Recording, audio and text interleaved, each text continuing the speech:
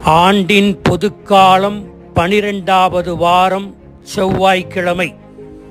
புனித திருமுழுக்கு யோவானின் பிறப்பு பெருவிழா. கத்தோலிக்க திரு அவை எல்லா புனிதர்களின் விண்ணக பிறப்பை மட்டுமே கொண்டாடுகிறது.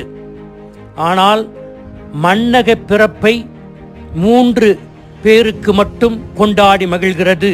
1 இயேசு கிறிஸ்து, 2 அன்னை மரியா, 3 திருமுழுக்கு.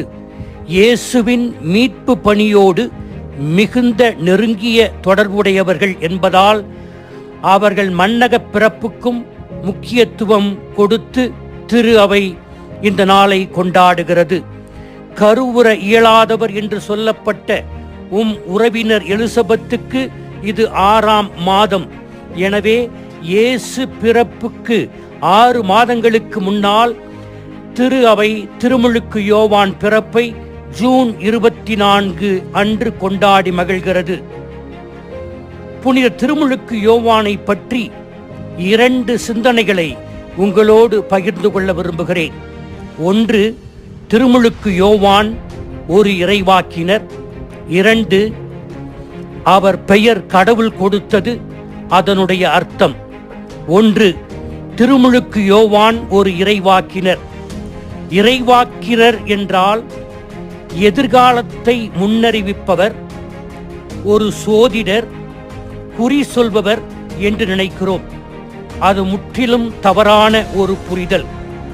இறைவாக்கினர் என்பவர் எதிர்காலத்தை சொல்பவர் அல்ல, மாறாக கடவுளின் செய்தியை எல்லா நேரங்களிலும் எல்லா மக்களுக்கும் அவர்கள் கேட்கின்ற மனநிலையோடு இருக்கிறார்களோ இல்லையோ கடவுளின் செய்தியை அறிவிப்பவர் இறைவாக்கினர். மக்களுடைய மனசாட்சியாக திகழ்பவர்தான் இறைவாக்கினர். இறைவாக்கினரின் செய்தி சொகுசாக, வசதியாக, தன்மய சிந்தனையோடு வாழ்கின்றவர்களுக்கு தொந்தரவும், தொந்தரவோடு வாழ்கின்றவர்களுக்கு ஆறுதலும் அளிக்கக்கூடிய செய்தியாக அமைகிறது. 1 கொரிந்தியர் 14:3 இறைவாக்கினர் பணி வளர்ச்சியை நோக்கியதாகவும் ஊக்கமளிப்பதாகவும் ஆறுதல் அளிப்பதாகவும் இருக்க வேண்டும் என்று பவுலடியார் கூறுகிறார். அதனால்தான் திருமுழுக்கு யோவான் கடவுளின் செய்தியை எந்த ஒரு சமரசத்துக்கும் இடமின்றி வெட்டு 1 துண்டு 2 என்று பேசுகிறார். தங்களை நேர்மையாளர்கள் என்று கருதிய பரிசேயர்களையும் சதுசேயர்களையும் கடுமையாக சாடினார். விரியன் பாம்பு சந்ததிகளே, வரப்போகும் தண்டனையிலிருந்து தப்பித்துக் கொள்ள வேண்டும் என்று அவர்களை எச்சரித்தார். தங்கள் அதிகாரத்தை தவறாக பயன்படுத்திய படை வீரர்களிடம் மக்களை ஒடுக்குவதை நிறுத்துங்கள் என்று கர்ஜித்தார். ஏரோதுவை, நீ உன் சகோதரனுடைய மனைவியை வைத்திருப்பது தவறு என்று நேருக்கு நேராக கண்டித்தார். 2வது, கடவுள் கொடுத்த பெயர், அதனுடைய பொருள். விவிலிய உலகில் ஒரு பெயர் ஒருவருக்கு கொடுக்கப்படுவது அவர் எதனை செய்ய போகிறார் என்பதை அடையாளப்படுத்தி விவரிக்கிறது. ஒருவர் வைத்திருக்கும் பெயர் அவர் எப்படிப்பட்டவராக இருப்பார் என்பதை குறிக்கிறது. திருத்தூதர்களின் தலைவராக இயேசு சீமோனை தேர்ந்தெடுத்த போது அவரை பாறை என்று பொருள்படும் பேதுரு என்று அழைத்தார்.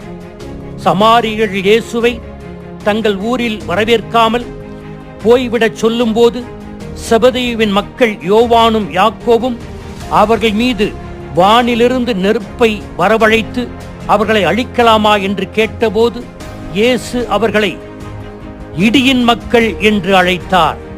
எனவே பெயர்கள் ஒருவருடைய ஆளுமையையும் அவர்கள் அடையப் போகும் இலக்கையும் குறிப்பனவாக உள்ளன. யோவான் என்று எலிசபெத்தின் குழந்தைக்கு பெயரிடப்படுகிறது. அது கடவுள் கொடுத்த பெயர். யோவான் என்றால் கடவுள் பேருவகை கொண்டவர். கடவுள் அருள் நிறைந்தவர், கடவுள் இரக்கமுள்ளவர் என்று குறிக்கிறது. எனவே கடவுள் இந்த உலகத்தின் மீது பேருவகை கொண்டு மக்கள் மீது இரக்கம் கொண்டு தன் மகனையே அனுப்பப் போகிறார் என்ற செய்தியை குறிக்கவே குழந்தைக்கு யோவான் என்று பெயரிடப்பட்டது. நாம் நமது பெயரின் அர்த்தத்தை, மகிமையை அறிந்து அந்த பெயருக்கு ஏற்றார் போல நாம் வாழ வேண்டும்.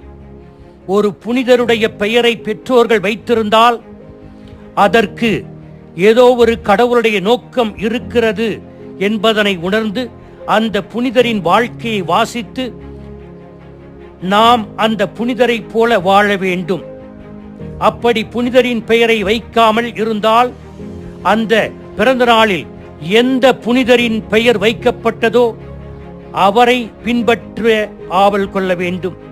அப்படி அன்றைய நாளில் எந்த புனிதருடைய நினைவும் இல்லை என்றால் நமக்கு மிகவும் பிடித்த புனிதரை நமது பாதுகாவலராக ஏற்று அவர் நடந்த இயேசுவின் வழியில் நடக்க வேண்டும். இறைவாக்கினராக பெயருக்கேற்ற வாழ்ந்த திருமுழுக்கு யோவானிடம் நாமும் அப்படி நம் கிறிஸ்தவ வாழ்க்கையை வாழ உறுதி கொள்வோம். ஆமீன்.